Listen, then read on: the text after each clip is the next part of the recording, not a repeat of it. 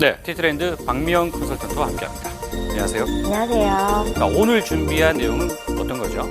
네, 오늘 준비한 내용은 바로 가상현실입니다. 가상현실이라는 게 가상의 환경을 말하는 것입니다. 예. 실제 환경이 아니라 가상의 환경에서 새로운 경험을 하는 것을 말하는데요. 예. 특정한 환경이나 그런 상황들을 컴퓨터로 만든 다음에 이것을 가상의 환경에서 사람들이 직접 경험을 하는 거죠. 그렇죠. 이 가상현실 기기 같은 경우는 보통 VR 박스라고 해서요. 저희 카드보드 있잖아요. 구글 그렇죠. 카드보드와 같이 저렴하게 박스 형태로 만들어진 기기들이 있고요. 또는 스마트폰을 텔프착해서 사용하는 기기 형태 또는 완전히 스탠드얼로 독립형인 기기들이 또 있습니다. 그렇죠. 지금 현재 VR 시장 같은 경우는 굉장히 크게 성장할 것으로 예상이 되고 있는데요. 전 세계 시장 규모로 약 67억 달러, 2020년까지 700억 달러, 약 10배 정도 성장할 올라가고 것으로 예상이 있어요. 되고 예. 있고요. 그중에서 한국과 중국의 포션을 무시할 수가 없습니다. 한국 역시 2016년 11억 달러에서 2020년 48억 달러까지 예. 중국 시장 역시 앞으로 9배 정도 성장할 것으로 예상이 되고 있습니다.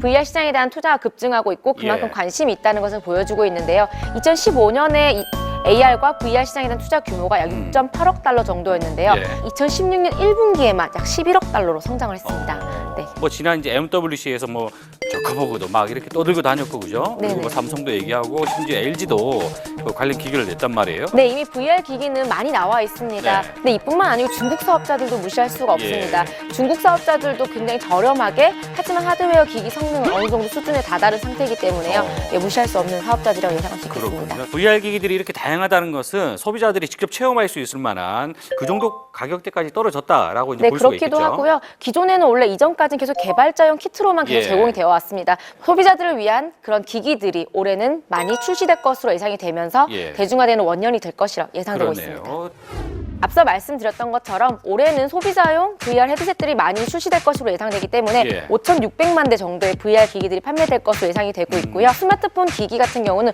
우선은 구입할 만한 아주 저렴한 라이트한 VR 기기부터 사용을 해보는 거죠. 이 경험들을 기반으로 앞으로 오큘러스 같은 고가의 단말을 사용해보고 더욱더 정교화된 해상도가 높은 그런 VR 기기들을 구매할 것이라고 예상되고 있습니다. 그러네요. 이제는 VR 시장에서도 하드웨어 경쟁은 어느 정도 수준에 올랐다고 볼 수가 있겠습니다. 그렇기 때문에 VR 시장의 경쟁은 이제 하드웨어에서 소프트웨어로 패권 경쟁이 이어지는 것이죠. 개발자들과 소비자들이 직접 콘텐츠를 만들 수 있는 기기를 내놓는 현상들이 일어나고 있는 건데요. 삼성과 LG 그리고 노키아 같은 저런 기어 360, 360 캠, 5조 같은 것들이요. 소비자들이 직접 콘텐츠를 만들고 공유하고 이렇게 생태계를 구축할 수 있도록 만드는 현상입니다. 그렇죠.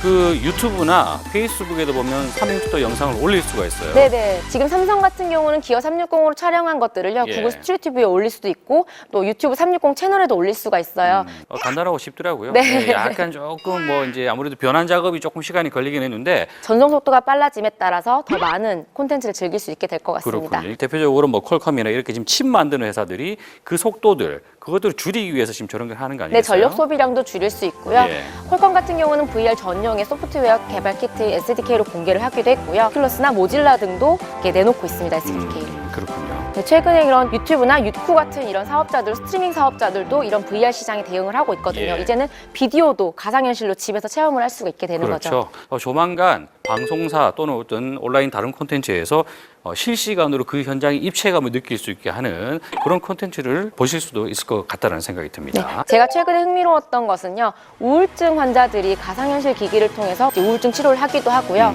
미국의 테마파크에서 VR 기기를 착용하고 예. 롤러코스터를 타면요 시내를 탐험하는 것 같은 그런 체험을 할 수도 있고요. 뭐 맨하탄 시내를 돌아다니는 스파이더맨과 같이 그런 걸 체험할 수도 있다고 하더라고요. 그렇군요. 네. 최근에는 국내 기업이 또 이제 야구장에서 네. VR 기기를 쓰고 야구를 관람할 수 있는 뭐 이런 기술도 이제 선보였다고 하는데 앞으로 좀 재밌는 일들이 많이 일어날 것 같네요.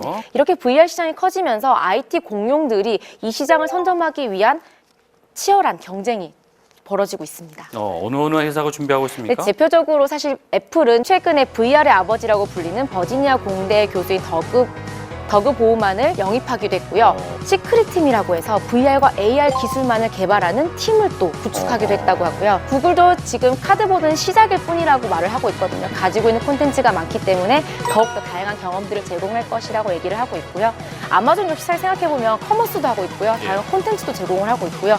이것들을 VR과 같이 결합이 된다면 앞으로 이 시장에서 어떤 대단한 성장을 이룰지 좀 주목이 되는 것 같습니다. 올해 VR의 대중화의 원년 될지 안 될지 올 연말쯤 되면 뭔가 좀 윤곽을 잡아낼 수 있을 것 같습니다. 자, 오늘 이야기 준비하신다고 고생하셨습니다. 네, 감사합니다. KBS